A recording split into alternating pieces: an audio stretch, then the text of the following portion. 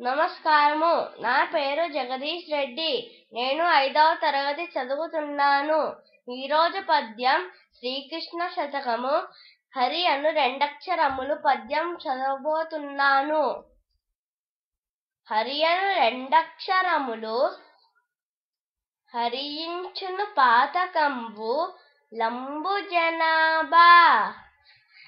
హరిని నామ మహత్వము హరి హరి పొగడంగా వశమే హరి శ్రీకృష్ణ. భావము: హరి అనడి రెండక్షరములు పాపములను హరించగలవు. ఓ శ్రీహరి, నీ నామములోని మహత్వము కీర్తించుటకు అలవిగానిది.